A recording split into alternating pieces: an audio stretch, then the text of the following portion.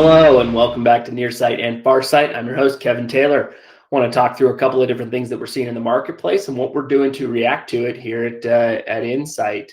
First and foremost, we're going to talk about a little bit of the sell-off, the psychology behind it, as well as some of the fundamentals that we are seeing.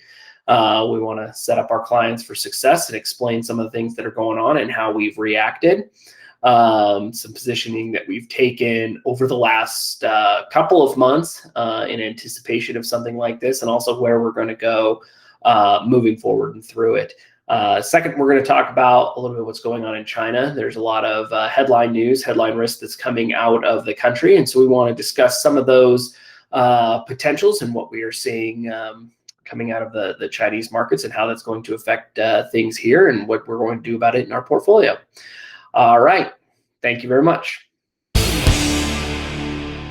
One of the first things we want to talk about with the sell-off that we've seen over the last couple of days is first and foremost the psychology behind it. We believe a lot of this is due to some of the same reasons that we've been selling since as early as July, and probably most notably through August and even the first part of September here, is simply profit taking. You know, the psychology of the investor. They're looking at returns for the year, which at their highest point were up about 20% for most people. Seeing large, probably outsized returns based on their expectations, based on what they're seeing at the grocery store and other parts of their daily life. That there is just simply a lot of froth that got baked into markets through an excess of liquidity and other very exciting things that were going on, including the reopening. But now, as the reality sets in, markets are kind of repricing what some of those risks look like, what some of the growth stories have the potential to accomplish, as well as just general fear that that some of this COVID is going to creep back into our lives and into our economy come the latter part of this year. So I think the psychology has some people scared away. There's a lot of individual names, a lot of the high retail traded stocks that are already starting to breach that kind of correction territory. One of the most notable is Apple, the largest part of the S&P 500. And as names like that cause people to fear, they see themselves still up for the year, so they want to keep some of those profits on the table. Now, it's something that we've been reacting to as well. I think we have a more methodical approach. We have been capturing some of the cash and moving it out of some of the tech names that we've been invested in for some time now. We'll kind of go through some of those that are not in the portfolio because they were simply too expensive. And a lot of that got to sit in cash, so that if we had an event like this or a continuation of this sell-off, we can redeploy that capital in other places. So let's talk a little bit about the sell-offs fundamentally. I think there's some things that are actually very legitimate about this. There might be a permanently higher cost of labor, particularly here in the United States, as we see more and more companies having to get more creative about how they recruit talent back to the workspace, back to their offices. In some cases, off unemployment, but in a lot of cases, just to keep up with some of the growth demand that they had seen over the last year.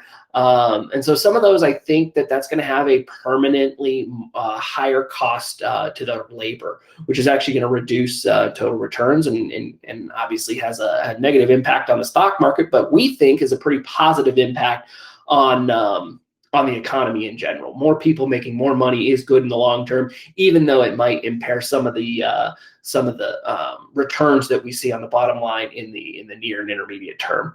Some things are conditionally going to be more expensive. People continue to say that this bottleneck in the chip sector is going to be, an impairment on the cost of things, and we think that that's something that one, we can profit off of by owning some of the chip names, which we're still very bullish on. We think we're in a bullish time for chips. We think the electronification and the internetification of all the things in our lives is a theme that's not going to go away.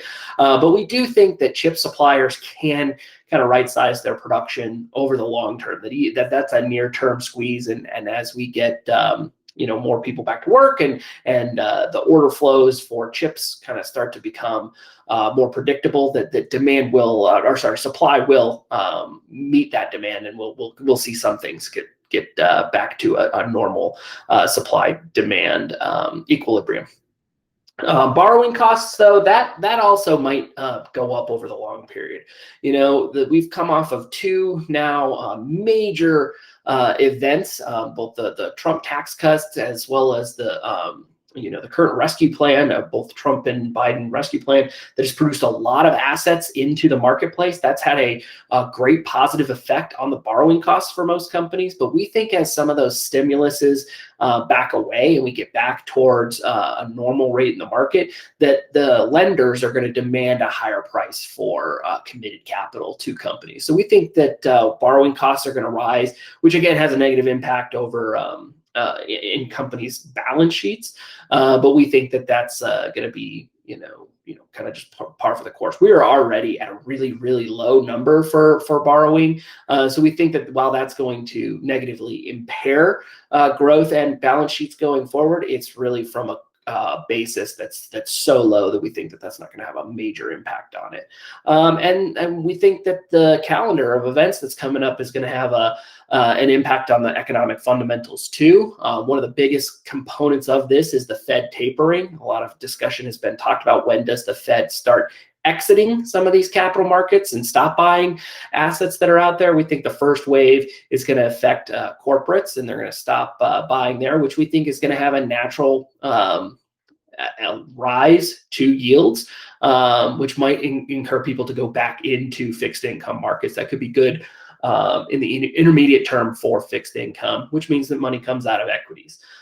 We think that tapering is good in the long term. It shows that the underlying economy is strong, but it is going to have some negative impact on the short term. The other element that's coming up in the month of October, something that we've been pretty cautious about, saying, hey, we think that this is at least jockeying, is going to be the fiscal cliff, which is marked to expire in October. And while we think that cooler heads eventually prevail and the government eventually figures out what it's going to do on the borrowing / spending front, we think that it's always been a position for the party that's not in power to hold hostage some things, to get some demands known, and to cause some ruckus. And in this case, the Republicans have let it known that they intend to use this upcoming budget cycle and the fiscal cliff cycle to let their objections be known to recent spending initiatives, including infrastructure, as well as American revitalization packages. So in those cases, we do think that there is going to be some near-term economic impact, at least through the months of October and then the end of September, that's going to cause for some fear and uncertainty in markets, compounded with the fact that we're just simply selling off from very, very lofty numbers. So I think it's a combination of two things: the psychology and the total return landscape that we had seen for a while here, as well as some of the upcoming fundamental shifts that we're going to see in the economy. We still think the economy is strong. We still think we are in a long arc bullish market, and for most investors, that the stock market's the place to be. But we have been raising the amount of cash in our balance sheets to answer some of this. So to talk about a little bit of what we are doing, you've probably noticed that we've been taking profits on a lot of different names that we traditionally like. We've sold Netflix in the last couple of months. We've sold Nvidia in the last couple of months, Microsoft, Apple, JP Morgan, Adobe, Palo Alto Networks, a lot of the tech names that we felt were absolutely stalwarts coming through and out of the pandemic and had great growth. We just think that some of them got to price points that we weren't willing to watch them, or we didn't feel confident that they were going to go much higher. And so we've been taking profit for some time now. Some of the things that we are positioning into this market, regardless of the sell-off, is some of the names that we think have great potential to pay us a current dividend as well as raise that dividend. So some of those that you'll see us buying over the next couple of weeks and months as the sell-off continues is Bristol-Meyers Squibb, Amgen, Merck, as well as some of the more stalwarts, Johnson & Johnson, 3M, Verizon. We think that these are already companies that had seen premature selling kind of start into their individual names weeks and months ago. And we think that the downside, if the sell-off continues, is going to be less. These are also companies that have lower volatility. They simply scare us less. And we think that they have balance sheets that are strong enough to even increase their dividends in the 12 months going forward. And so we've added a couple of those.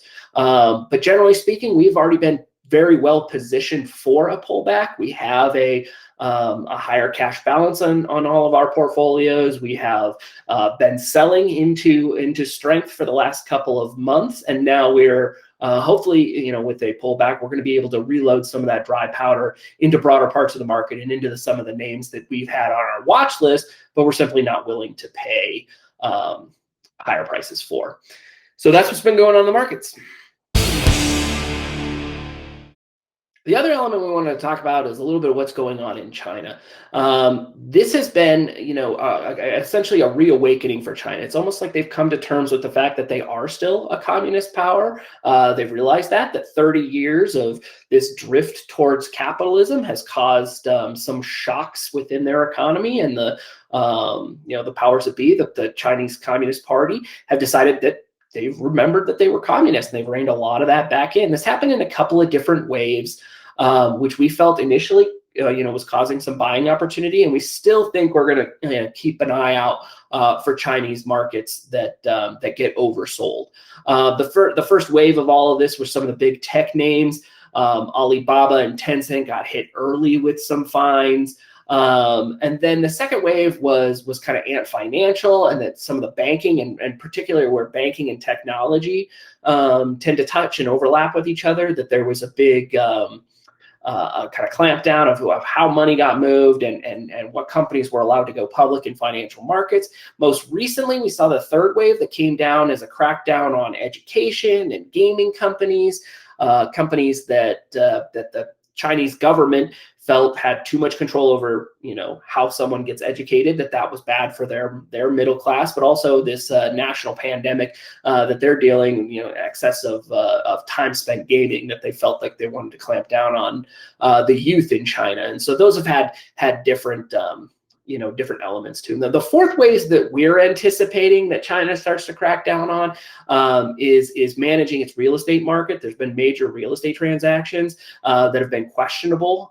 Appreciations aren't infinite there, and that they've seen a lot of leverage ratios increase on some of those companies. And so they're going to have to either find a way to spin those balance sheets down to make them, more reasonable to spend down their debt, or they're going to have to get a little more heavy-handed. So hopefully we don't see too much there, but that is the other place. Or gaming, which is always kind of gaming in the sense like gambling.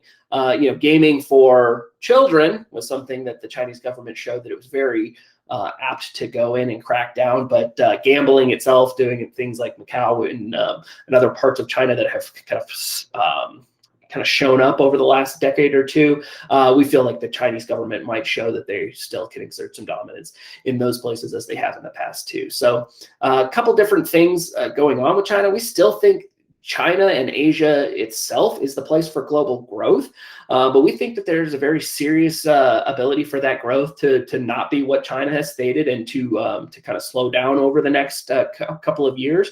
That's reinforced by steel purchases that have been steel and copper purchases that haven't been quite what we anticipated. Plus, there's been GDP numbers that have come out of China that most economists that I know don't feel like are accurate numbers anyway. But even ratcheting those down, and this is still the place that for the next couple of decades we anticipate seeing most of the world's growth happening in Asia, but over the next year or two, we do see some contraction happening, which could negatively impact broader global GDP growth.